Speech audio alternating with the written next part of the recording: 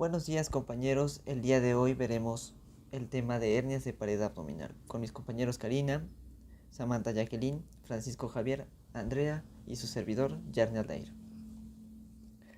Vamos a ver una pequeña introducción sobre qué son las hernias. Las hernias son una protrusión de una víscera a través de un defecto anatómico en la pared de la cavidad que lo contiene. Sus componentes son el orificio o anillo, que es el defecto en la capa aponeurótica, el saco, que es la vaginación de peritoneo, que corresponde al recubrimiento, el contenido, ya sea de epiplón o vísceras abdominales móviles. Las hernias se van a clasificar de distintas formas. Por su localización pueden ser epigástricas, hipogástricas, umbilicales, si están en el área umbilical, incisionales, en este caso, que es una protrusión anormal del peritoneo a través de una cicatriz patológica de una hernia, ya sea quirúrgica o traumática, que incluye los planos músculo-fascio-aponeuróticos y que puede contener o no una víscera abdominal o algún tejido. La inguinal, que es a través del anillo inguinal y que puede ser de acuerdo a los vasos epigástricos, directa o indirecta. También tenemos la femoral, que es a través del anillo femoral y canal femoral, y la de Spiegel, que es la parte de la aponeurosis localizada entre la línea semilunar y el borde externo del músculo recto. Por su causa la podemos dividir en congénitas o adquiridas. En congénitas por defectos del músculo de la fascia o de la aponeurosis, y adquiridas por aumento de la presión abdominal o de algún traumatismo. Ahora bien, vamos a hablar de la diástasis de rectos abdominales, que es la separación de los rectos del abdomen asociada a una debilidad generalizada de la musculatura anterior del abdomen. Es común en las mujeres de más de 35 años que dan a luz a productos de peso elevado o tienen un embarazo múltiple. Generalmente es más notorio justo después del parto, y también ocurre en mujeres de mediana edad y hombres de edad avanzada con obesidad abdominal. Puede existir una protuberancia en medio del vientre. Es posible que solo se note cuando los músculos abdominales están tensos, por ejemplo, cuando el paciente tose o cuando se realiza algún esfuerzo. Esta parte es útil para el diagnóstico diferencial con una hernia epigástrica. Ahora, siguiendo con la clasificación, tenemos que también encontramos de acuerdo a su reductibilidad, en reducible e irreducible. En cuanto a la reducible, es cuando el contenido puede regresar a la cavidad abdominal, ya sea de manera manual o espontánea. En cuanto al irreducible, es porque el contenido no puede regresar a la cavidad abdominal. Este se divide a su vez en agudo y crónico. Agudo cuando se presenta de manera súbita, y crónica cuando tiene alguna patología o algún defecto anterior, como por ejemplo una adherencia, un deslizamiento o una pérdida de derecho a domicilio. La pérdida de derecho a domicilio, como veremos en las complicaciones, es porque el volumen de la hernia es muy grande como para regresar a la cavidad abdominal. En irreducibles también tendremos que se dividen en incoercibles, incarceradas y estranguladas. En las incoercibles tenemos que sale después de regresarla mecánicamente. En incarceradas o encarceladas, o también llamadas atascadas, existe afectación vascular. Estas son dolorosas y blandas. En cambio, las estranguladas, existe afectación vascular, y estas las podemos ver de coloración violácea, están a tensión y son muy dolorosas. También la podemos clasificar de acuerdo al nombre del primero que las descubrió. Tenemos una que es la protrusión de la hernia de Ritchie, que es una protrusión del borde antimesentérico de un asa intestinal a través de un orificio en la pared abdominal. También tenemos la de Amaian, la cual su contenido es el apéndice vermiforme, siendo infrecuente encontrar un apéndice inflamado en el interior del saco herniano. La de Maid, que es una hernia retrógrada con estrangulación del intestino en el saco herniario, con lo que las asas del intestino toman la forma de una W, como se ve en la imagen. También tenemos la de Litre, la cual es la presencia de un divertículo de Meckel encarcelado o en todo caso estrangulado en cualquier hernia de la pared abdominal. Y tenemos algunas variaciones, por ejemplo, la hernia en pantalón, que está en presencia de un saco herniario directo e indirecto. Y por deslizamiento, que es una porción de la pared del saco que está formada por algún órgano, ya sea ciego, colon sigmoides o vejiga. Aquí es importante recalcar cómo se ve la hernia de Richet. Es importante ver la imagen de cómo se vería en la vida real. Vemos ahí una protrusión del borde antimesentérico de una asa intestinal. Esa porción que ven es la que se mete en el orificio de la hernia. Ahora bien, también podemos dividir a las hernias en lumbares. No nos vamos a meter en esta clasificación, ya que solamente vamos a hablar de las hernias abdominales, pero es importante que conozcan que hay tres tipos: en el triángulo lumbar superior, en el triángulo lumbar inferior y la hernia lumbar difusa. En la imagen les muestro la hernia de Petit, que es una hernia lumbar que protruye por el triángulo del mismo nombre en la región lumbar, y la de Greenfield, que es una hernia lumbar que protruye por el cuadrilátero homónimo. Y continuamos con las hernias umbilicales. Siguiente.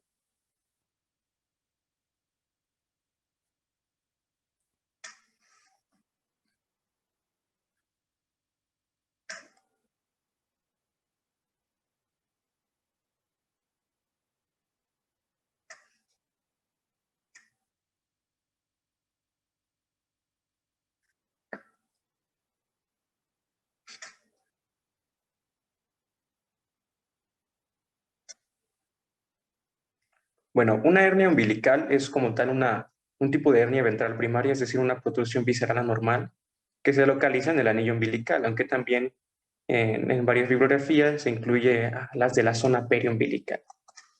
Siguiente.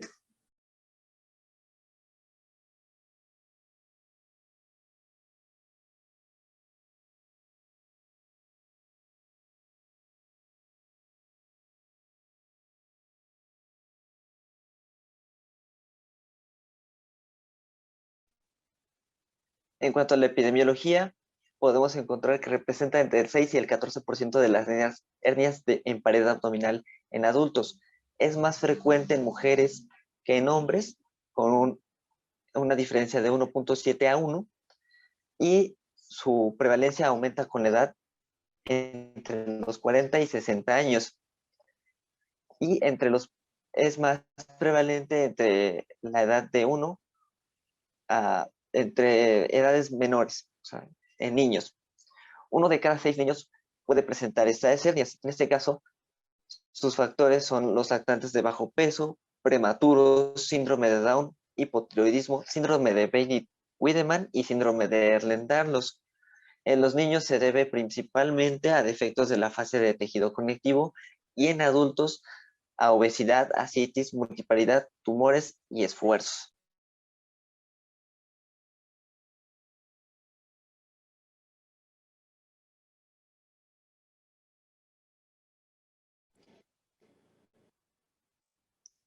En cuanto a los factores de riesgo, vamos a tener que el principal factor de riesgo que predispone para una hernia umbilical en la adultez va a ser el aumento en la presión intraumbilical. Los factores que vamos a tener como principales va a ser la obesidad, la tos crónica, el prostatismo, la ascitis. La siguiente, por favor.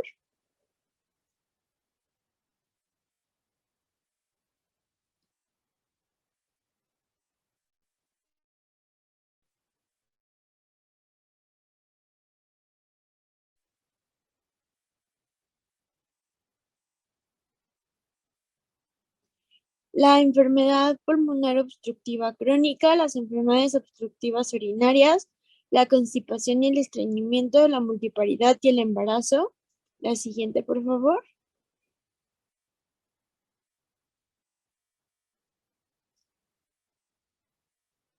Y los factores de riesgos relacionados a los niños va a estar relacionada más con un aumento en la incidencia con las siguientes enfermedades en base a la genética. Va a estar más relacionado con enfermedades como el síndrome de Down, el hipotiroidismo congénito y el síndrome de Wiedemann Beechworth. La siguiente, por favor.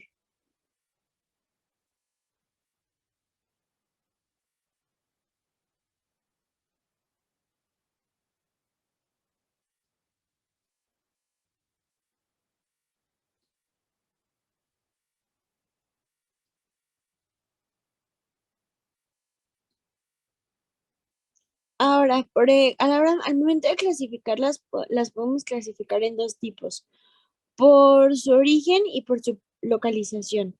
Por su origen las vamos a clasificar en congénitas y en adquiridas. Y por su localización las vamos a clasificar en umbilicales, paraumbilicales y en hernia epigástrica.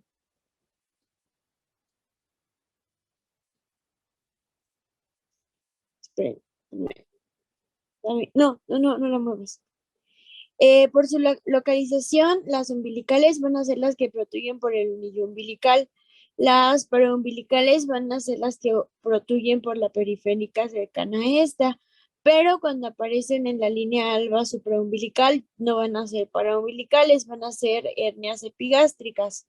Ahora sí, la siguiente.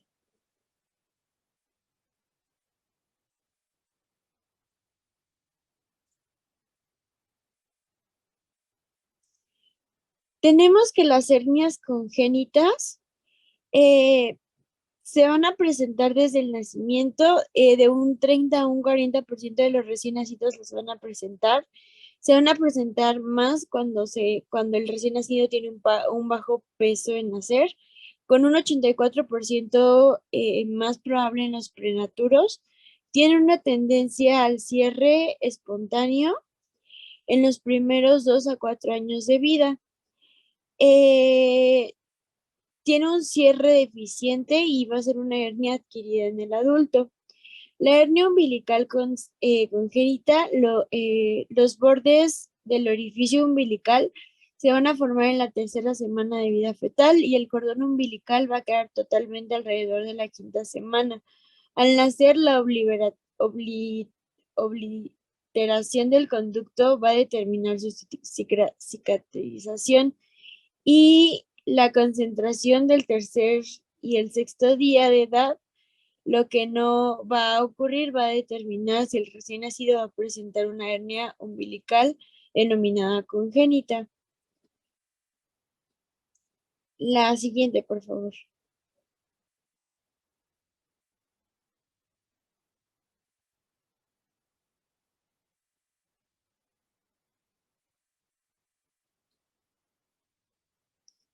El 10% de las hernias del adulto refieren a haberla tenido desde la niñez, según Jackson y Mauera.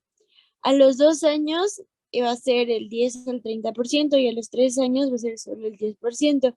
No operar hernias umbilicales antes de los 10 años de edad, ya que puede haber un cierre espontáneo o al menos una disminución del diámetro de la hernia.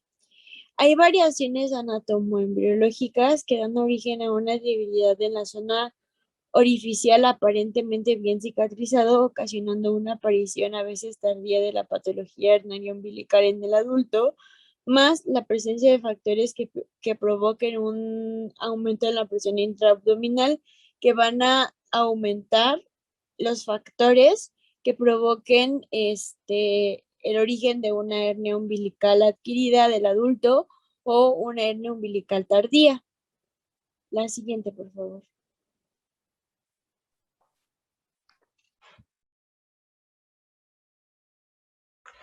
Ok, en cuanto a su etiología, tenemos que, bueno, se va a dar como a causa de un defecto en el cierre de los músculos de la pared abdominal en la línea media. Generalmente, esta causa se da en los niños.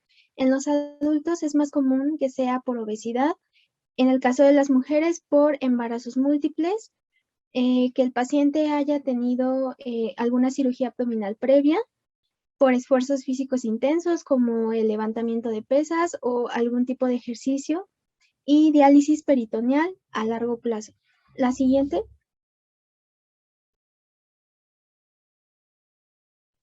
Bueno, como ya vemos en la etiología, hay diversos factores, sean congénitos o adquiridos, que producen la pérdida de la integridad de los músculos y tendones de la pared abdominal. O también algunos autores mencionan la falta de unión del ligamento hepático con el borde inferior del anillo umbilical. O sea, es una pérdida de este soporte que produce la protrusión anormal de las vísceras por el principio de Pascal. O sea, cuando tú generas una presión, esta presión se lleva uniformemente hacia toda la superficie, pero va a buscar la parte más débil y es por donde va a protruir. En este caso puede ser el anillo umbilical. Aquí, como vemos sus segmentos que lo cubren, pues se pierde integridad de la fascia umbilical, que puede llevar a cabo la protrusión anormal y dar los diferentes tipos de hernias que ya vimos anteriormente en la clasificación. Siguiente.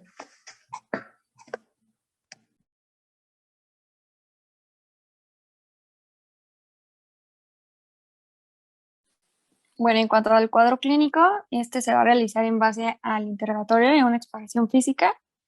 Y en el interrogatorio lo que tenemos que hacer es preguntarle al paciente si existe algún aumento de volumen en lo que es el área paraumbilical y si ésta se presenta ya sea en reposo o ante un esfuerzo. Pasando a la exploración física, lo que tenemos que hacer es buscar la presencia del aumento de volumen en lo que es el área umbilical y verificar que si aparece la presencia de este aumento de volumen, ya sea en reposo o ante un esfuerzo físico. Y bueno, pasando en cuanto a la hernia umbilical congénita, vamos a encontrar un saco herniario muy aparente ante la carencia de tejido celular subcutáneo. Y bueno, este es fácil su diagnóstico porque luego se ve el saco herniario en los niños. En la siguiente.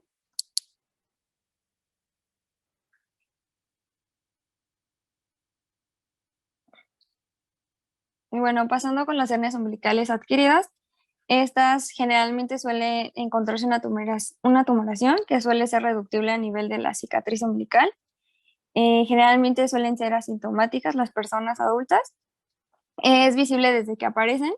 Y bueno, decían que en las mujeres, en el transcurso de sus embarazos, suelen aparecer y suelen ser pues muy pequeñas. Además de que los pacientes que tienen una hernia umbilical adquirida van a referir malestar a nivel del saco cada vez que su contenido se va a protruir. Ahí también estos tipos de hernias van a ceder al reducirse espontáneamente. En cuanto a las mujeres, las hernias umbilicales adquiridas van a tener mayor tamaño, ya sea su saco herniario y su anillo, y en los hombres estos van a ser de menor tamaño. Siguiente.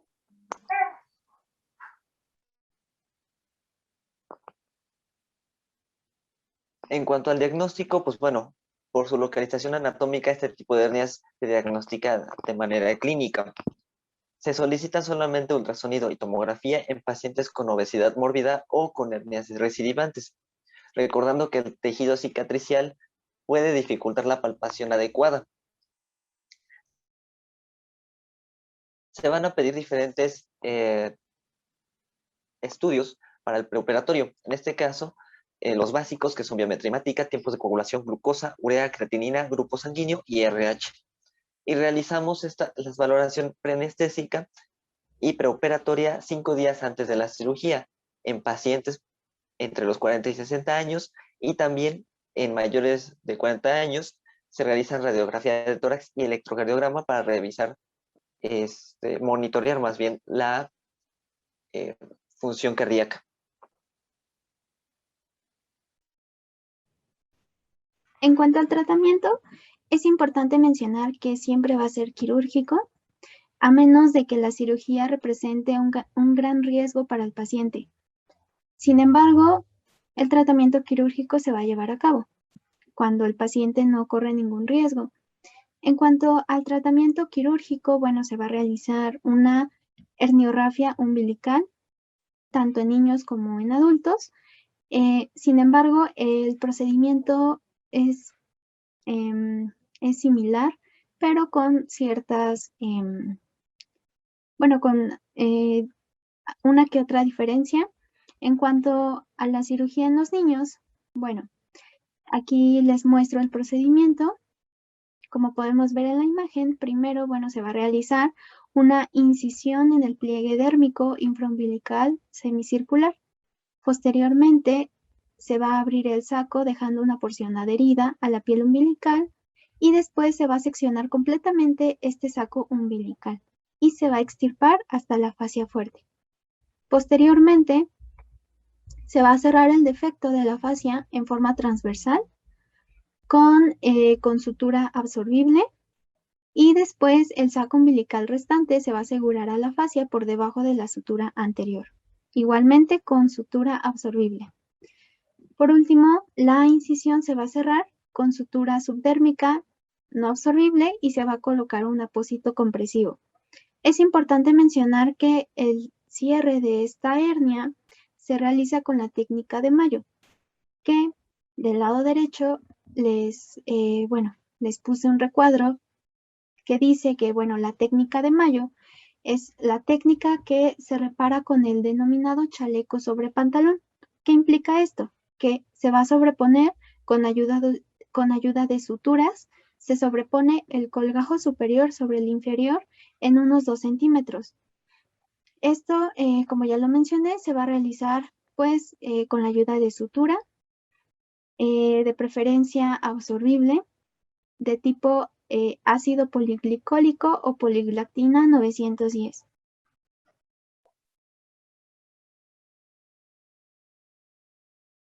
En cuanto al tratamiento en los adultos, de igual forma, como lo había mencionado, se va a llevar a cabo una herniorrafia umbilical. Sin embargo, el procedimiento tiene una que otra diferencia y primero, de igual forma que en un niño se va a realizar la incisión en el pliegue umbilical inferior. Desde las 3 hasta las 9 horas se va a conservar la vascularidad del ombligo. Posteriormente se va a separar el saco de la grasa y después del aislamiento del mismo se va a sugerir abrir, reduciendo el contenido hacia la cavidad abdominal. Posteriormente se va a cortar el saco hasta el anillo y se van a ligar los puntos sangrantes. Después se cierra el saco con puntos continuos con sutura absorbible y se va a preparar la lámina anterior de la vaina del recto hasta una distancia de 1 a 2 centímetros alrededor del defecto herniario. Se cierra en dirección transversal con o sin imbricación, es decir, que estén sobrepuestas, o con sutura continua con material de sutura absorbible o no absorbible. Esto va a depender del cirujano. Posteriormente, se fija la cicatriz umbilical a la vaina anterior del músculo recto del abdomen con sutura absorbible. Y por último, se va a cerrar la piel con puntos separados o subcutáneos. De igual forma, esto va a depender del cirujano. Es importante mencionar que, al igual que en la técnica quirúrgica que se lleva a cabo en los niños, en los adultos también se va a realizar con la técnica de Mayo, que ya habíamos comentado que es cuando se sobrepone el colgajo superior sobre el inferior. Por último, en cuanto al tratamiento farmacológico, es importante mencionar que este solamente se utiliza en 2 circunstancias. Uno es cuando en unidades de atención médica haya una tasa de infecciones mayores al 5%. Entonces, en este tipo de unidades médicas, el paciente corre un gran riesgo de infectarse. Es por eso que se recomienda el uso de antibióticos profilácticos.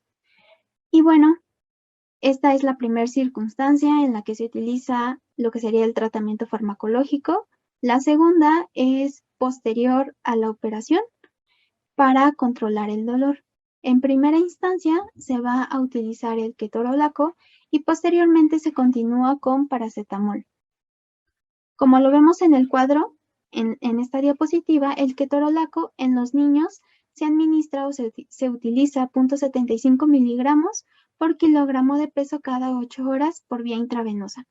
En los adultos es de 30 miligramos por vía intravenosa cada 8 horas. Bueno, el gramaje sí, que se utiliza el gramaje que se utiliza en tanto en niños como en adultos, se van a, bueno, se va a requerir para esto una solución inyectable de 30 miligramos o 30 frascos ámpula o 3 ampolletas de 1 mililitro. Esto es durante 5 días. Posteriormente a estos 5 días se le va a administrar paracetamol. La dosis es de 10 a 15 miligramos por kilogramo de peso por dosis cada 6 a 8 horas. Podemos encontrar el paracetamol en 3 presentaciones. Primero en tabletas de 500 miligramos, donde generalmente vienen 10 tabletas. Esto por 3 días. También el paracetamol viene en solución oral de 100 miligramos sobre mililitro, con bueno, el envase trae un gotero de 15 mililitros, de igual forma durante 3 días. Y bueno, también una tercera presentación del paracetamol son los supositorios de 100 miligramos y bueno, vienen de 3, 6 o 10 supositorios. La siguiente. No con las complicaciones, si la protuberancia queda atrapada y no se puede empujar hacia lo que es la cavidad abdominal, pues esto lo que va a hacer es de que se pierda el suministro de sangre y pueda dañarse. Entonces, va a existir el riesgo de que esto se convierta en gangrena o en infecciones que puedan poner en riesgo la vida de los pacientes. En la siguiente.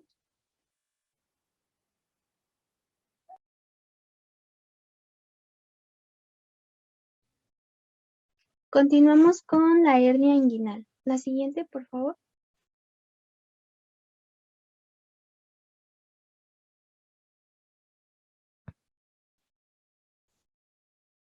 Bueno, esta se define como la protrusión anormal de tejidos u órganos abdominopélvicos a través de la pared abdominal por debajo de las espinas ilíacas, a cada lado de la línea media.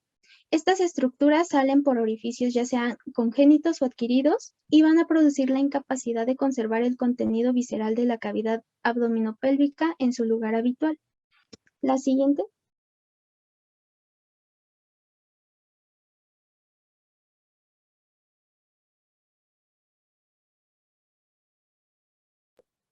Pasando con su epidemiología, pues es un riesgo de por vida. La vamos a encontrar en 3% en las mujeres y el 27% en hombres.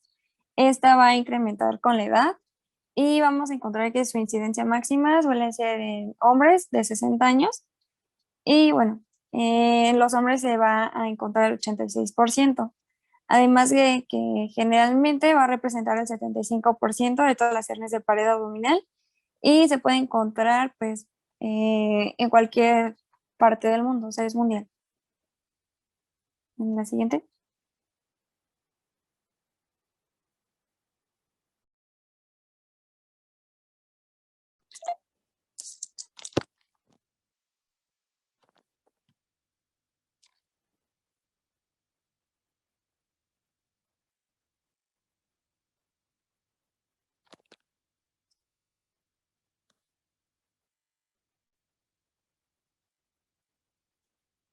Hablando de sus factores de riesgo, tenemos que el principal factor de riesgo que predispone al aumento de que predispone es el aumento de la presión intraabdominal, teniendo como denominante común la debilidad de la musculatura de la pared abdominal. Entre ellos, en común tenemos cualquier lesión de la pared abdominal y la enfermedad del colágeno. La siguiente, por favor.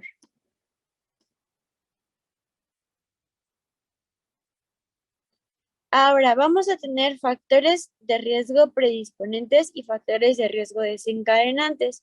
Los factores de riesgo predisponentes vamos a tener en primer lugar la herencia, después la obesidad, porque vamos a tener una formación de lipoma preherniario. Después tenemos la edad. En la edad, la hernia inguinal indirecta va a ser más frecuente en pacientes jóvenes y la hernia inguinal directa es más frecuente en la edad adulta. Tenemos el sexo, va a ser la hernia inguinal indirecta más frecuente en varones. La siguiente, por favor.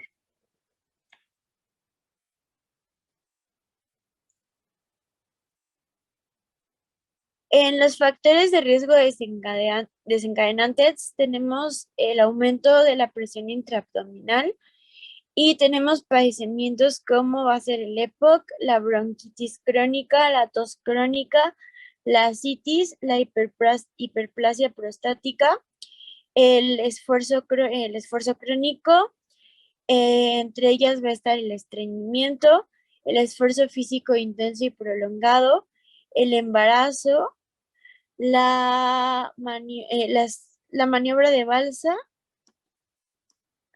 Espera. La siguiente, por favor.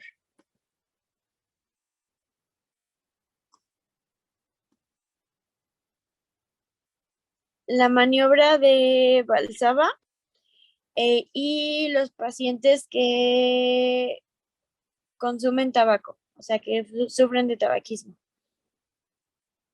Ya, ahora sí. Bueno, pasando a la etiología puede ser congénita o adquirida. En el caso de la congénita es por una falta de obliteración del conducto perineal vaginal o también también llamado vaginal. Esto sucede debido a que, más en hombres, debido a que un descenso del gobernáculo, que es un remanente embriológico, que posteriormente forma el ligamento escrotal. Esto no sucede en las mujeres y debido a que es un proceso más complejo, sucede más comúnmente esta falta de obliteración del conducto peritoneo vaginal en hombres, principalmente. La siguiente. En el caso de ser adquirida, se da principalmente por debilidad y ruptura del tejido fibromuscular. Esto debido a un aumento de los factores de riesgo y también se puede deber a anormalidades de tejido conectivo como del colágeno tipo 1 o del colágeno tipo 3. Así también puede predisponer a una hernia inguinal, una lesión dentro de la misma pared abdominal y algunos fármacos que debilitan esta pared. Siguiente.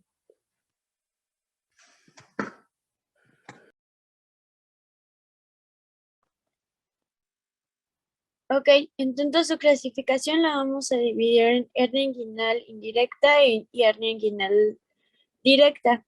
En la hernia inguinal directa tenemos que va a ser la hernia que sobresale hacia afuera y hacia adelante y se sitúa medial al anillo inguinal interno y de los vasos epigástricos inferiores, según la relación que guardan con los vasos epigástricos y femorales. Va a sobresalir directamente a través de la pared inguinal posterior. Va a sobresalir medialmente de los vasos epigástricos y no va a estar asociada con un conducto peritoneal vaginal. La siguiente, por favor.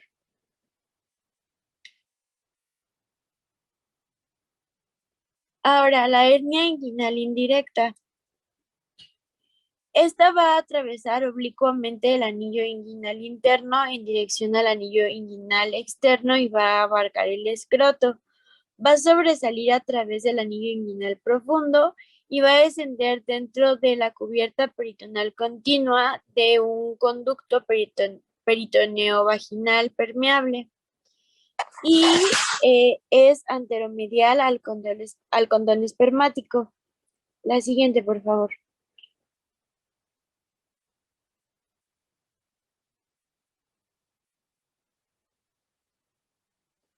Tenemos varios tipos de clasificaciones. Aquí tenemos la clasificación de Gilbert, que se hizo en 1989. Él las clasificación en 5 tipos de hernias. La tipo 1 va a ser la hernia inguinal con anillo interno pequeño. La tipo 2 va a ser la hernia inguinal con anillo interno moderadamente dilatado, que va a ser menor a 4 centímetros. La tipo 3 va a ser la hernia inguinal con anillo mayor a 2 traveses de dedo, o sea, mayor a 4 centímetros. La hernia tipo 3 va a ser la hernia inguinal con anillo mayor a 2. Perdón, esa ya la leí. La tipo 4 va a ser la hernia inguinal con afección del piso inguinal. Y la tipo 5 va a ser la hernia inguinal con abertura diverticular pequeña. La siguiente, por favor. Después la clasificación de Gilbert se amplió por Rudknow y Robbins en 1993 y le agregaron otras dos hernias, la tipo 6 y la tipo 7. Agregaron la tipo hernia, la tipo 6 que va a ser la hernia mixta o en pantalón y la tipo 7 que va a ser la hernia crural, que de esta vamos a hablar un poquito más adelante.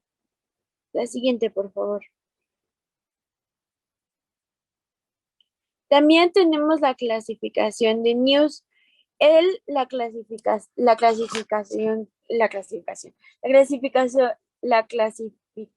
en 4.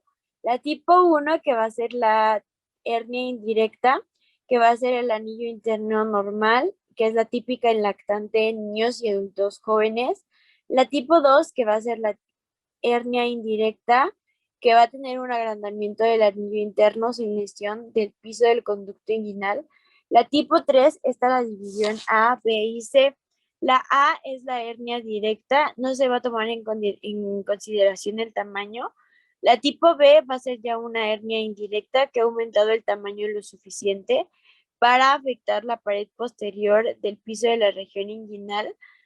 Y la tipo C, que ya van a entrar las hernias femorales. Y la tipo 4, que ya van a ser las hernias recurrentes. La siguiente, por favor.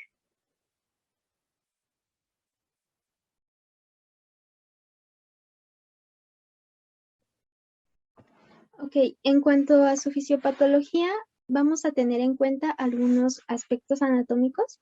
En primera instancia tenemos al canal inguinal o conducto inguinal, que lo vemos en la imagen que está dibujado por una línea punteada. Ese sería el conducto inguinal.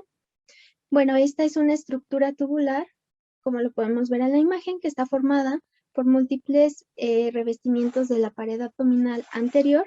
Aproximadamente mide 4 centímetros de largo. Inicia en lo que sería el anillo inguinal interno o profundo, que es el que vemos de igual forma, está como dibujado en la imagen con una línea punteada en la parte superior y va a terminar en el anillo inguinal superficial o externo, que está igualmente ahí señalado en la imagen.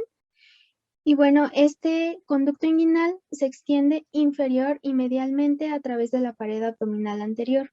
Es superior y paralelo a la mitad inferior del ligamento inguinal, que es el que podemos ver como un tubito más finito por debajo de este conducto inguinal. Tenemos que este canal inguinal contiene a lo que sería el nervio ilioinguinal y al cordón espermático en el caso del hombre. En el caso de la mujer contiene al ligamento redondo del útero. Otra cuestión que quiero resaltar en esta diapositiva es el anillo inguinal profundo, que es el que había mencionado ahorita. Es el que está resaltado con el recuadro azul. Bueno, este es una abertura oval que está situado en el punto medio entre la espina ilíaca y la sínfisis del pubis. Está por encima del ligamento inguinal y lateral a los vasos epigástricos inferiores y está dentro de la fascia transversalis. La siguiente, por favor.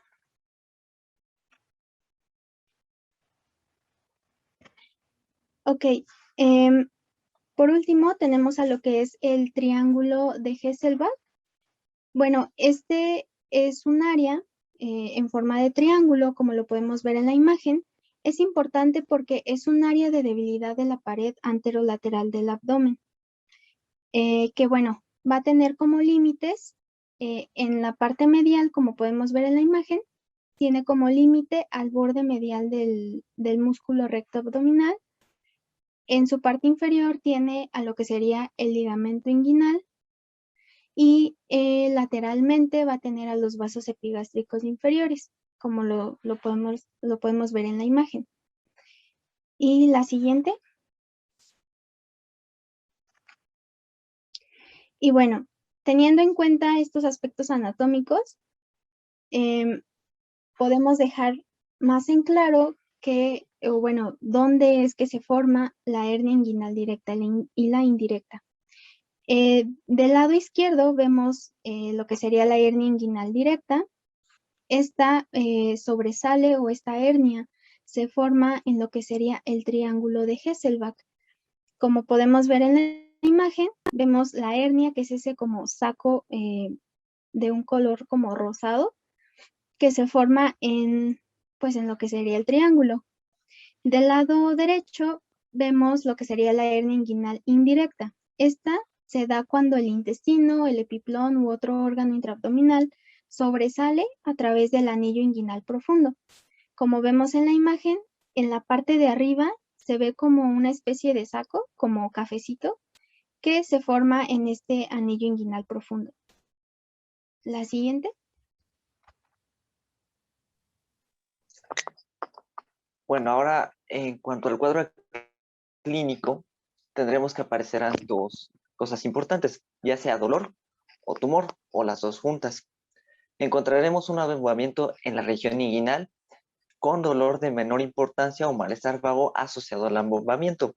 Este lo vamos a encontrar principalmente cuando el paciente hace esfuerzos y va a ceder durante el reposo.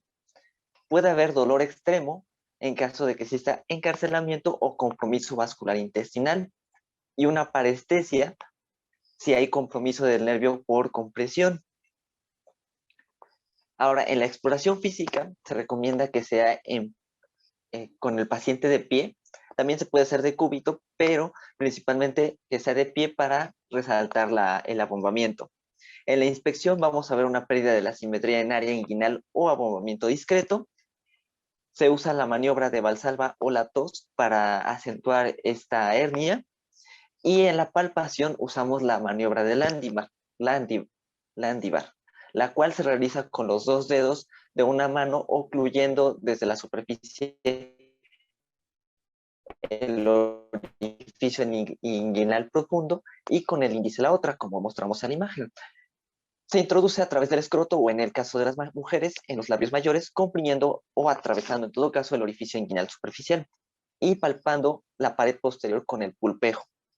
Ahora bien, esto es para determinar por cuál de los orificios inguinales, bueno, de la región inguinal, protruye esta hernia. También hay que tomar en cuenta que puede haber otras patologías que pueden estar confundiéndose con una hernia. En este caso, vamos a realizar tacto rectal y vaginal para saber si es un tumor abdominal, ya sea cáncer, adenoma prostático, cirrosis o incluso un embarazo. Ahora bien, hay que tomar en cuenta la situación del tumor. Para eso les muestro esta imagen, que es una visión posterior de la región inguinal derecha. Vamos a tomar en cuenta, para determinar esto, la línea azul. Vamos a ver la línea de Maggiani, que es de la cresta ilíaca antero superior hacia la sínfisis púbica.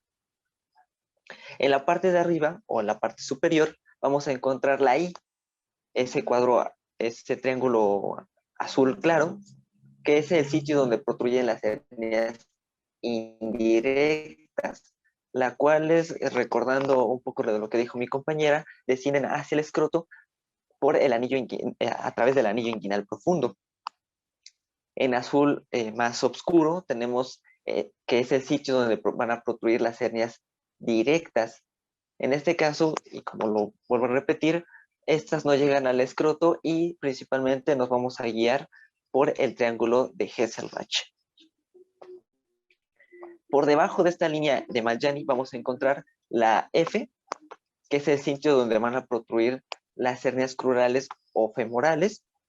Y finalmente en los signos de admiración tenemos la topografía donde están los pasajes vasculares, en este caso principalmente vasos ilíacos y los nervios, y en la Y invertida vamos a encontrar arterias epigástricas, el conducto de frente y vasos espermáticos.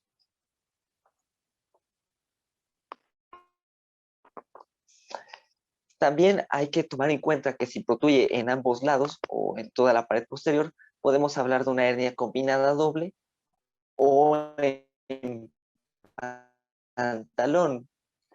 En este caso vamos a encontrar dos hernias, una directa y una indirecta, que se exteriorizan hacia el piso del canal inguinal, y la otra hernia en anillo inguinal profundo. En medio de esto siempre vamos a encontrar los vasos epigástricos, y va a parecer como si estuvieran cabalgando estas hernias sobre esos vasos, o sea, como se ve en la imagen, se ve como pantalones, porque se ven pues dobles, ¿no? Ahora bien, también hay que determinar el tamaño y las formas de las hernias. Por ejemplo, en las hernias indirectas, el saco es alargado, ocupa el conducto inguinal y transpone el anillo inguinal superficial para descender así de forma oblicua hacia el escroto, o en todo caso hacia los labios mayores. En cuanto a la directa, se va a ver oval en forma de cúpula de base ancha, y rara vez va a descender hacia el escroto, como lo había mencionado, y se va a proyectar hacia atrás y hacia adelante por encima de la arcada crural.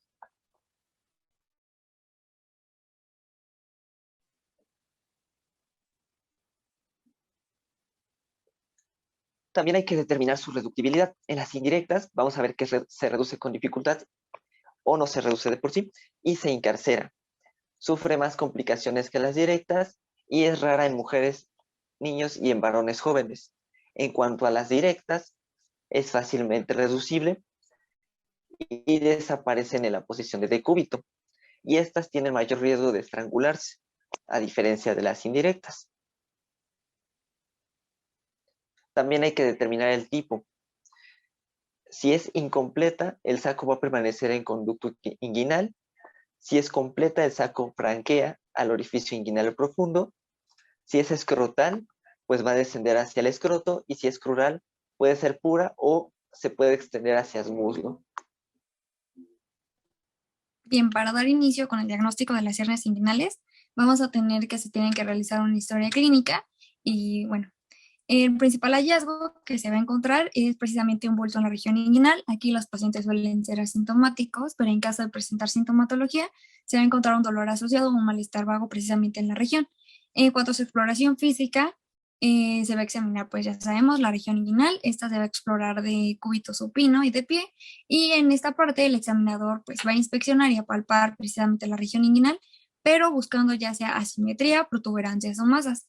También se le puede pedir al paciente que tosa o se realiza la maniobra de Valsalva.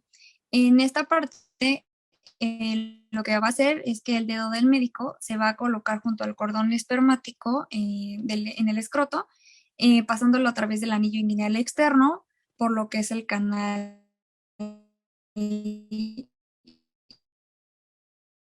inguinal, ya sea en posición de pie o de cúbito. Y siguiente.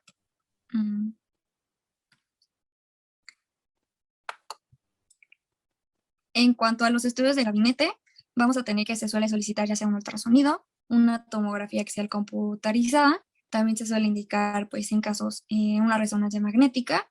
Y bueno, estas dichas técnicas deben de realizarse en reposo, y pues además se le va a pedir al paciente que realice un esfuerzo para que estos nos arrojen pues datos útiles.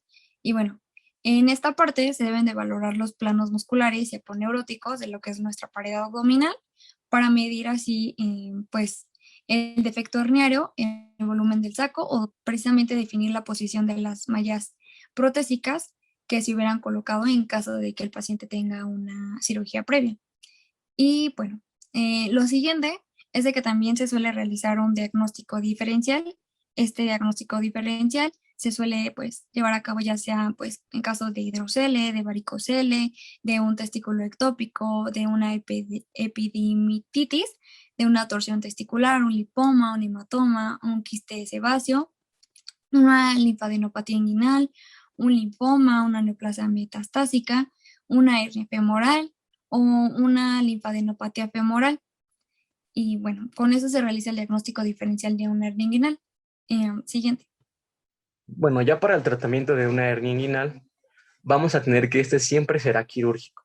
A excepción de que el paciente esté con un riesgo quirúrgico muy alto, se estabilizará y posteriormente se hará la cirugía. En el caso de que no se pueda realizar esta, se dará manejo general y evaluación y seguimiento para evitar complicaciones. Para la elección de la cirugía tenemos diferentes opciones, sea laparoscópica o sea abierta. Vamos a ver un poco adelante en la hernia crural las diferencias y las divisiones de la cirugía laparoscópica, y ahorita vamos a ver también acerca de las divisiones de la cirugía abierta. Bueno, para la elección de esta se basa principalmente en el cirujano, en la pericia de y los recursos con los que se cuenten en ese momento, aunque también tenemos un algoritmo para la elección en el caso de que se cuenten con las dos. El algoritmo es el siguiente. En el caso cuando elegimos cirugía abierta es principalmente en pacientes que tienen una urgencia, una hernia complicada, sea estrangulada, está infectada, está encarcerada, o sea una hernia testicular de más de 3 centímetros. Así también un paciente que tenga antecedente de cirugía abdominal previa, laparoscopía o cualquier cirugía que esté dentro de la cavidad abdominal. Un paciente que tenga citis o un paciente que no tolere la anestesia general. Cuando elegimos una laparoscopía, principalmente pacientes que no tienen los datos anteriores, están más estables, tienen una hernia recurrente, tienen una hernia primaria bilateral o una hernia femoral unilateral. En estos pacientes es preferible la laparoscopía. Cuando se deja a la elección, a libre elección del paciente o del propio médico, son aquellos pacientes con un caso más tranquilo, ¿no? Sin los antecedentes anteriores y con una hernia sencilla unilateral primaria. Por otro lado, bueno, ya tenemos el tratamiento quirúrgico como tal, se denomina plastia inguinal, que es esta corrección de la normalidad de la protrusión de la hernia. Esto los dividimos en sin tensión y con tensión. Sin tensión se refiere a que utilizan una malla protésica para la corrección de la hernia. En el caso de contención, o también denominados anatómicos, se utilizan los propios tejidos circundantes para arreglar la herniación. De las de sin tensión tenemos principalmente dos que vamos a mencionar ahorita, la Gilbert y la Lichtenstein. En todos los de sin tensión la malla se coloca entre el tendón conjunto y con el ligamento inguinal para la corrección de este. Lo que va cambiando y lo que le da el nombre es el tipo de malla que se utiliza. Podemos ver esa malla doble en la parte superior azul, es la malla Gilbert. Esta se coloca de forma diagonal en la deformidad para la corrección de este. Y por otro lado tenemos la Lichtenstein, que es una malla de propileno, que como vemos ahí abajo, hay de diferentes materiales y de diferentes formas, pero esta es la principal característica de esta malla. Igual va en el tendón conjunto y con el ligamento inguinal. En el caso de la contención tenemos tres principales, la Bassini, la Shouldice y la McPie. Ahorita vamos a hablar más acerca de eso. La Bassini es una de las más clásicas, de las primeras. En esta hay que tener en cuenta qué tejidos se utilizan o qué tejidos se unen, y esta va a recibir el nombre de acuerdo a eso. En el caso de la Bassini es el tendón conjunto, como vemos en la imagen. El tendón conjunto es la parte donde se une el transverso abdominal con el oblicuo interno, y esta parte de unión se denomina tendón conjunto, y se sutura al ligamento inguinal, y esta técnica se denomina Bassini. Por otro lado tenemos la McBride, en la cual se sutura el tendón conjunto, pero con el ligamento de Cooper, o también denominado tendón ligamento de pectíneo, debido a que se encuentra por encima del músculo pectíneo. Y se sutura al tendón conjunto. El ligamento de Cooper se encuentra por arriba del músculo pectíneo y por debajo del anillo crural. Por otro lado tenemos una más compleja, que es la Shouldice. Esta es una reparación en planos. Se requieren incisiones de relajamiento y se abre la fascia transversalis del anillo inguinal hasta el pubis. De esta forma se van haciendo a través de diferentes planos uniones. Uno de ellos es la vaina del recto a la cintilla iliopúbica, el arco del transverso abdominal al ligamento inguinal, el tendón conjunto, o sea, como la técnica de Bassini, el tendón conjunto al ligamento inguinal, y por último el tendón conjunto a la aponeurosis del oblicuo mayor, como vemos en las imágenes. De esta forma dando resultados un poco mejores a la técnica de Bassini. Las complicaciones anteriormente, solamente aquí vamos a recargarlas un poquito más. Tenemos 4 principales: alteraciones inflamatorias y de infección por maniobras que realiza el paciente para reducir la hernia por braguero mal colocado o una contusión. La pérdida de derecho a domicilio, que es considerada una hernia de gran volumen, y las vísceras que contienen ya no regresan a la cavidad abdominal, como se ve en la imagen. La incarceración, que ya la hablamos, que es una hernia irreducible, pero sin afectación vascular, y la estrangulación, igual irreducible, pero con afectación vascular. Bien, ahora vamos a pasar con la hernia caudal. La siguiente. Se va a producir por un defecto en lo que es la fascia transversalis. Esta va a ser por debajo de la cintilla ilopubiana de Thomson. Y pues es uno de los puntos débiles del orificio, ya sea del músculo pectíneo, que no van a estar cubiertos por estructuras musculares, tendinosas o aponeuróticas, de tal manera que se va a exteriorizar se va a exteriorizar el saco hornéreo a lo que es nuestra región femoral. En la siguiente. Dentro de los factores de riesgo, vamos a tener que el paciente haya presentado o le hayan realizado más bien una cirugía previa, la obesidad, en las mujeres los embarazos múltiples, también EPOC con tos recurrente y estreñimiento. La siguiente. En cuanto a su clasificación, se va a clasificar de dos formas. La primera es de acuerdo al trayecto y a la situación del saco herniario en relación a los vasos iliofemorales y ligamentos vecinos. Vamos a tener la típica, que es cuando se da la protrusión medial a la vena femoral, la prevascular de Thiago, situada por encima de la vena femoral, la retrovascular de Serafini, cuando emerge por debajo de esta vena femoral, la externa o de Hesselbach, que se sitúa superior y lateralmente a la arteria femoral, la pectínea de Kalisen-Cloquet, que se va a alojar dentro de la aponeurosis del músculo pectíneo, la de Lauger, que protuye por ligamento, ligamento lacunar, y multidiverticular de Hesselbach, que va a emerger por diferentes orificios de la lámina cribiforme. La más simple es la de Astley Cooper, con una parte baja de la fascia cribiforme y otra bajo la piel. La siguiente. Y bueno, la segunda clasificación es de acuerdo al grado de penetración del saco en el conducto femoral. Vamos a tener un estadio 1 y un estadio 2. El estadio 1 también se conoce como precursor. En este están las hernias internas o asintomáticas. Se dice que son internas porque están dentro del conducto femoral.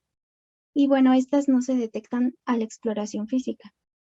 En cambio, las de estadio 2 son hernias externas que protruyen por el conducto femoral y, pues, por obvias razones se detectan en la exploración. La siguiente. Pasando a su epidemiología, bueno, eso es una hernia poco común, es menos del 10% de las hernias inferiores.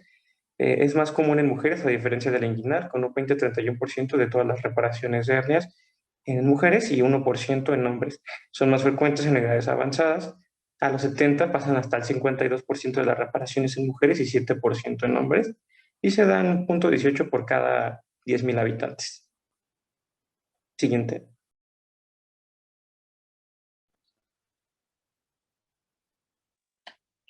En su etiología vamos a tener que se produce cuando el contenido peritoneal penetra el canal femoral junto con la arteria y la vena femoral.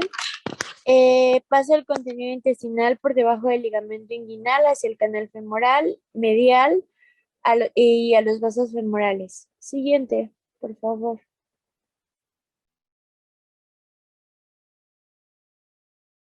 Bueno, pasando con su fisiopatología, vamos a tener que el conducto femoral puede encontrarse pues, cerrado ya sea por las fibras del ligamento iliopúbico, las cuales van a estar rodeando lo que es la vena ilíaca externa, de tal manera que van a estar rodeando la vena ilíaca externa antes de fijarse a lo que es el ligamento de Cooper. De esta manera, el saco herniario se va a introducir por lo que es el anillo femoral y por fuera de lo que es la curva del ligamento iliopúbico, también, este va a pasar sobre el ligamento de Cooper y por debajo del ligamento inguinal. De tal manera que va a llegar a la fosa oval, que pues esta es una solución de continuidad de lo que es la fascia lata, que está destinada al paso de la vena safena. Esa fosa oval va a estar cubierta por lo que es la aponeurosis cribiforme y la prolongación de la fascia iluminada de la pared abdominal Y el siguiente.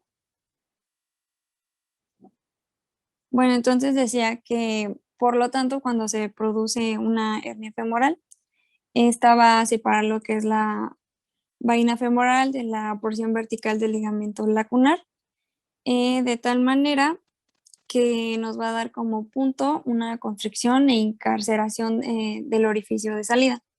Entonces, para poder completar la liberación de este saco, generalmente se tiene que seccionar el ligamento lacunar y la porción interna del tracto ilopúbico. Siguiente.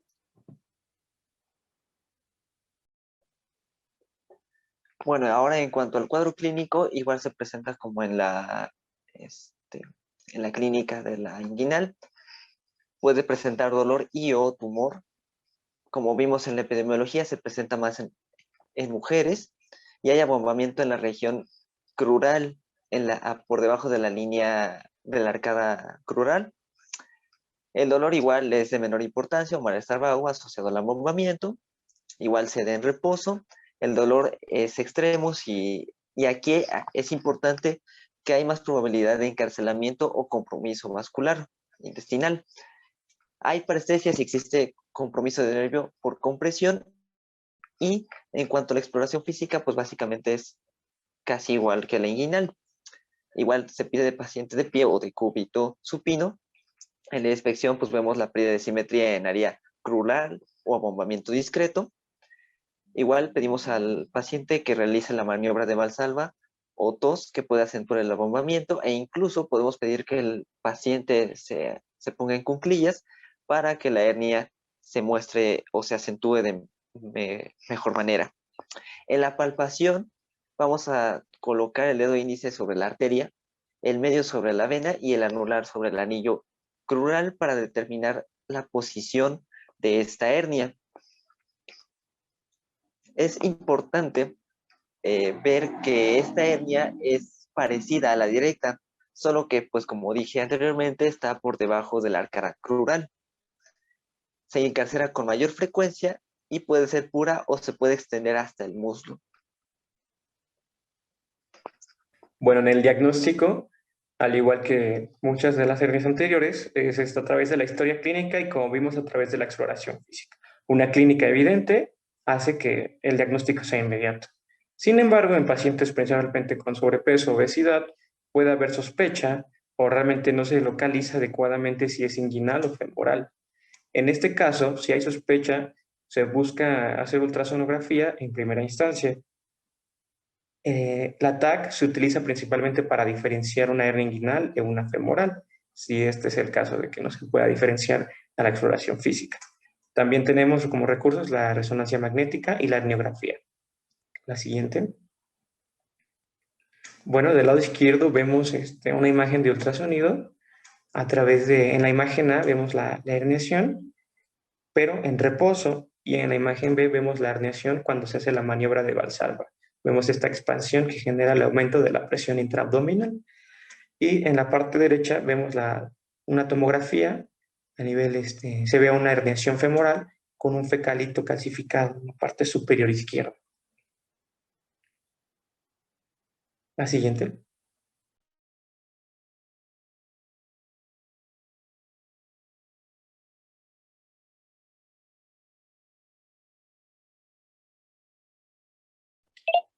Ok, ahora les voy a hablar sobre el tratamiento, que es muy similar a lo que ya hemos hablado. La siguiente, por favor. Ok, para el tratamiento quirúrgico vamos a tener dos accesos, el femoral, que va a ser el primero. Hablando de las ventajas, tenemos que vamos a tener una disección mínima, vamos a tener el uso de anestesia local, el dolor postoperatorio va a ser mínimo. En sus desventajas, vamos a tener que su ejecución con suturas puede crear una reparación con tensión sobre estructuras débiles en la fascia pectínea y asociarse con una alta tasa de recurrencias. Las opciones técnicas que tenemos va a ser la técnica clásica, que va a ser la operación de Bassini, la operación de Bassini-Kirchner, la operación de McVeigh-Aston, la operación de Lichtenstein que va a ser con un tapón cilíndrico, la operación de trabuco, que va a ser un dardo o con saeta, y la operación de vendaval, que va a ser con paraguas o sombrilla. La técnica femoral va a ser la más utilizada porque va a ser el más sencillo y el que ofrece mejores resultados globales.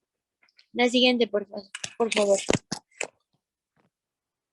La sutura contención debe evitarse casi siempre, excepto en niños o en defectos muy pequeños. El femoral, es el de primera elección y debe ser siempre para una reparación prostética. Y los efectos pequeños o moderados en tamaño pueden sustituir a las suturas por 4 gotas de pegamento sinoarilato. La siguiente, por favor.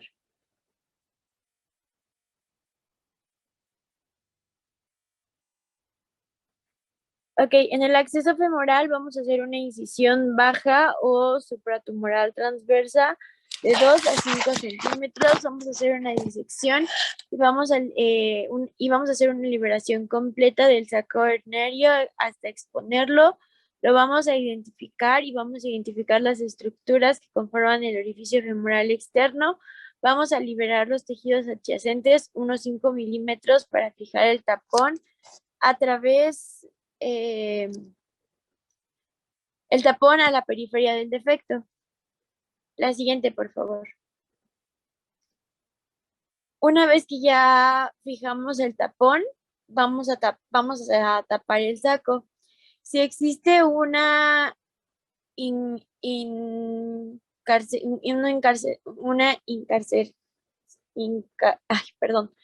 incarceración del saco y solo se invagina, o vamos a ver si las hernias van a estar encarceradas o complicadas y precisan una apertura del saco, identificación del contenido y la valoración de su viabilidad. Si el anillo no permite movilizar el contenido, se debe abrir el borde semilunar lateral del ligamento de Gimbernat.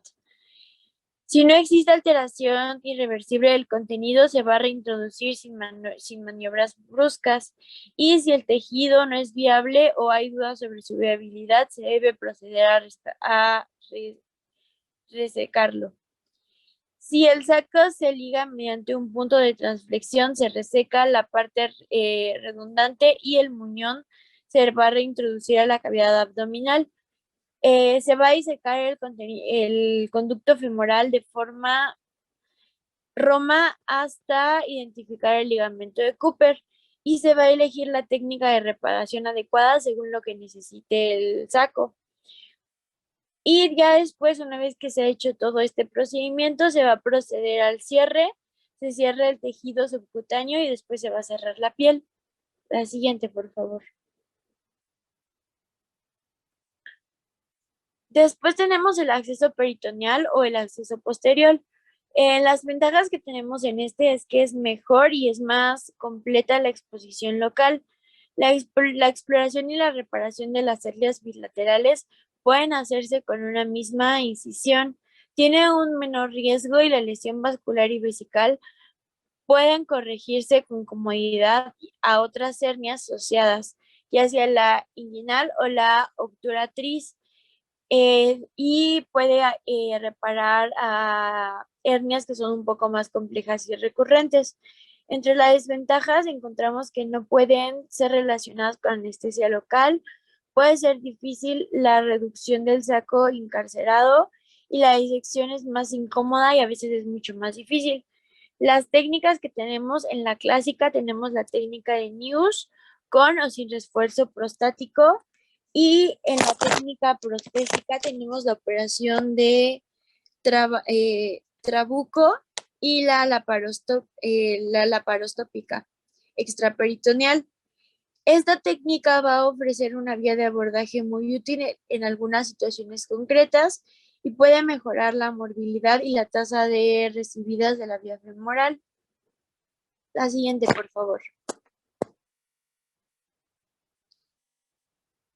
Ok, hablando de las hernioplastías con tensión, es una reconstrucción del anillo femoral mediante una sutura entre borde superior o techo, que va a ser el ligamento inguinal, y el borde inferior o suelo, así como en su borde externo, que va a ser la fascia pectínea, o en su borde interno, que va a ser el ligamento de Kupler. Va a ser la técnica de Basili o sutura del ligamento inguinal o la fascia peritoneal, o la técnica de Basili Kirchner, que va a ser la sutura del ligamento inguinal al ligamento de Kupler.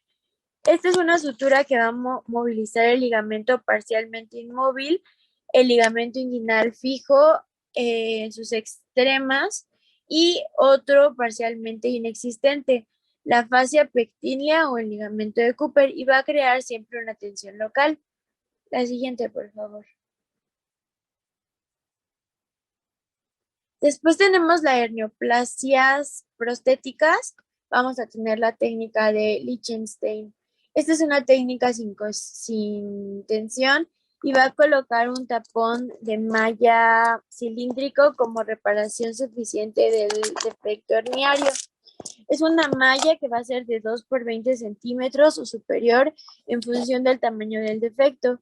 Se va a configurar al enrollarse la malla recortada de forma cilíndrica para dar lugar a un tapón sólido y firme. Debe ser lo suficiente oblilateral adecuadamente al conducto femoral y a los anillos de entrada y salida. Al momento de la fijación, el borde inferior del tapón se va a fijar a la fascia pectilínea, al borde medial, y se va a fijar al ligamento lacunar. Al borde superior se tiene que fijar y el ligamento inguinal. La siguiente, por favor. Se van a utilizar puntos sueltos de regreso otra vez, por favor. Se van a utilizar puntos sueltos de un monofilamento irreabsorbible y esto va a evitar que los puntos cerca del borde lateral para evitar las lesiones en la vena femoral. Ahora sí, la siguiente. Ok, después tenemos la técnica de hermano Trabuco y la reconstrucción con el tapón crónico de Rutknow. La técnica de hermano Trabuco va a ser una hernioplastia anterior y el tapón se va a realizar en forma de flecha o dardo oblilaterado en forma tridimensional al conducto femoral, y en la reconstrucción con tapón crónico de Rutknow se va a confeccionar y se va a colocar un tapón crónico en el orificio femoral para ocluirlo, fijándose a los bordes del defecto con una sutura manofimentada. En ambos vamos a utilizar una malla T1 que se va a confeccionar con un cuadrado en malla en función al tamaño del defecto. Se va a dar un punto en cada uno de los ejes cuadrados y se van a suturar. Si el defecto es grande, se va a anudar el tapón en forma de dardo a una base redondeada a los 4 centímetros, lo cual va a dar lugar a un tapón tipo 2. A la hora de la fijación se van a poner varias suturas en los márgenes del defecto y sobre la malla antes de colocar el tapón. Y finalmente los puntos van a ser anudados tras deslizar el tapón en su lugar. La siguiente, por favor.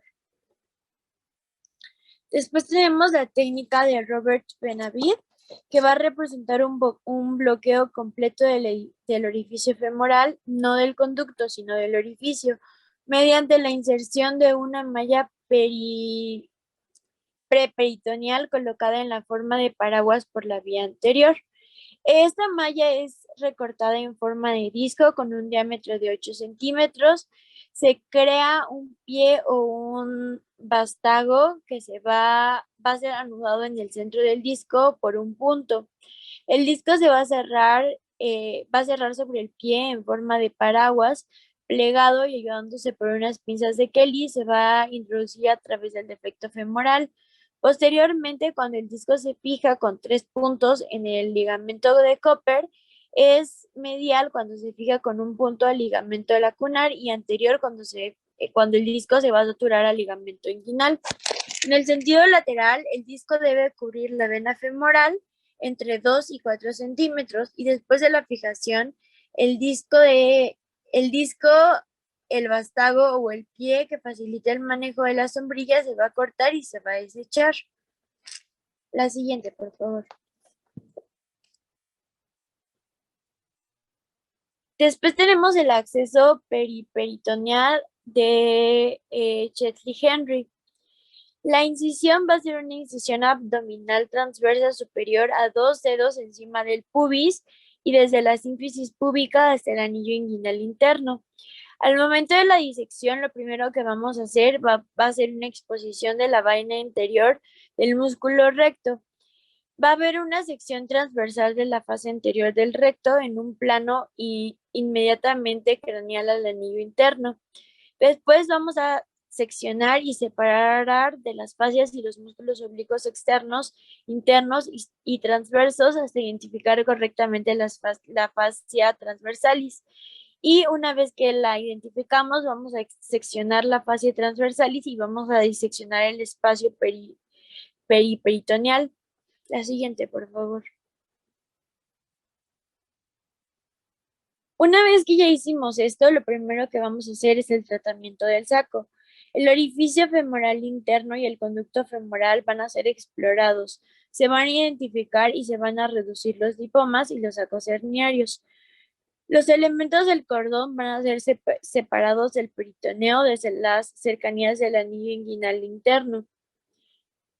Una vez que ya aseguramos esto, vamos a irnos al cierre. Hay que asegurar una correcta hemostasia y lavar adecuadamente el espacio peritoneal con suero salino.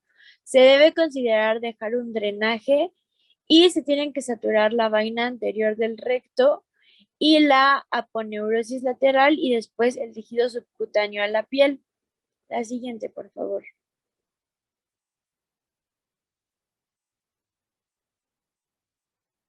Continuando con las técnicas, tenemos la técnica de Yurt M9 News, que en este caso la malla va a ser utilizada en caso de necesidad sobre una reparación previa en el tracto iliopúbico. El cierre va a ser mediante 2 o 3 puntos aproximadamente. El tracto iliopúbico al ligamento va a ser al ligamento de Cooper, desde el borde medial del pubis hasta el borde lateral con los vasos ilíacos. Vamos a utilizar una malla de 10 por 4 centímetros. Al momento de la fijación se va a fijar el borde inferior, se fija al ligamento de Cooper y se va a extender sobre la reparación facial y el borde superior y se va a fijar a la pared inguinal posterior. Finalmente, el resto de la malla va a ser doblado y su extremo se va a suturar por debajo de la hernia abdominal. La siguiente, por favor. Esto se busca corregir mediante un tapón de malla y se elige en los casos de hernias femorales de gran tamaño. Va a haber una reconstrucción con un tapón de tipo 2. El tapón de tipo 2 se va a confeccionar al saturar con un tapón de tipo 1 o una base redondeada de 4 centímetros. Los márgenes del defecto van a ser fijados con una malla perfectamente con heliosutura y a la pared inguinofemoral posterior. Esta es una menor disección y es muy eficaz y se puede realizar de forma ambulatoria bajo anestesia local. La siguiente, por favor. Ya para terminar, tenemos las técnicas de acceso laparoscópico peritoneal o TEP. La primera fase va a ser la colocación de los trocares. Lo primero que vamos a hacer va a ser en el área infraumbilical, se sitúa a la óptica a 10 milímetros en el índice de la vaina anterior del recto y se va a separar el músculo de entrada en el espacio rectomuscular. Se va a introducir el trocar, el balón de distensión hacia la espina del pubis. Cuando se note el contacto con el pubis, se va a mantener fijo y bajo la visión y se va a insuflar 30 veces y se va a dejar 20 minutos para favorecer la hemostasia. Y después se va a retirar para colocar el trocar estructural definitivo. Se va a conectar el CO2 a una presión de 6 a 8 milímetros de mercurio. Después, sobre el pubis se va a situar el segundo trocar a 5 milímetros en el punto medio entre ambos, y entre ambos se va a situar el tercero, también a 5 milímetros de distancia. La siguiente, por favor. Después tenemos la fase 2, que ya es como tal la disección. En el paso 1 de nuestra fase 2 vamos a identificar las estructuras. Se va a identificar el pubis, el ligamento de Cooper, los vasos epicórticos inferiores, el anillo inguinal interno y el cordón espermático. Y vamos a valorar el tipo de hernia que tenemos. En el paso 2 de nuestra fase 2 vamos a tener la disección medial, lateral e inferior. La disección medial debe liberar el ligamento de Cooper y el triángulo de Hasselbalch y el anillo femoral. La disección lateral se va a iniciar por detrás de los vasos epigástricos y por encima del tracto iliopúbico, entrando el espacio de Bogaros y alcanzando en profundidad a la espina ilíaca superior. La disección inferior debe visualizarse el músculo de psoas y el ilíaco. Luego tenemos ¿le pueden darla a la siguiente, por favor? Gracias. Luego tenemos la fase 3, que es el tratamiento de la hernia. Aquí también lo vamos a dividir en pasos. El paso 1 va a ser la reducción. Es común que al reducir, tras la creación del espacio con el balón, se va a encontrar encarcerado y se va a reducir con todo el cuidado que se pueda. En el paso 2 vamos a tener la exploración del cordón. Aunque haya una hernia femoral evidente, explorar siempre los elementos del cordón para descartar una posible hernia inguinal asociada y colocar con facilidad la malla no está de más. Se tiene que identificar y seccionar la fascia preperitoneal y se tiene que envolver al cordón y se van a separar estos dos elementos del cordón. La siguiente, por favor. Ya por último tenemos la fase 4 y la fase 5. En la fase 4 tenemos el paso 1. En el paso 1 de la fase 4 vamos a tener la preparación y la extensión de la malla. Se va a introducir una malla bajo presión y después se va a desplegar hasta cubrir ampliamente la línea media del pubis, el espacio de Hasselbalch y completar el espacio femoral, dejando unos 2 centímetros por debajo del ligamento de Cooper. Y en el paso 2 vamos a encargarnos de la fijación. Se puede ampliar 2 trackers al ligamento de Cooper o al pubis. Sin embargo, se ha demostrado que no es necesario y que pueda causar algunas complicaciones importantes sobre un anillo rígido, como puede ser el sangrado, el dolor o incluso hematomas. Por lo que se aconseja fijar la malla solo con 4 gotas de N-hexil sinoacrilato. Y ya por último tenemos el paso 5, que va a ser el cierre. La siguiente, por favor. Finalmente tenemos las complicaciones, que van a ser parecidas a las inguinales, con alteraciones inflamatorias, principalmente porque el paciente intenta reducir, principalmente porque es el tamaño de la hernia, puede ser grande. Incarceración, que como dijimos anteriormente, este tipo de hernias tiene mayor probabilidad de encarcerarse. Y estrangulación, en el caso de que afecte las arterias y venas femorales. Ya por último, les vamos a mandar un video de las técnicas quirúrgicas, el cual van a encontrar en el grupo y en el Classroom. Y pues eso sería todo.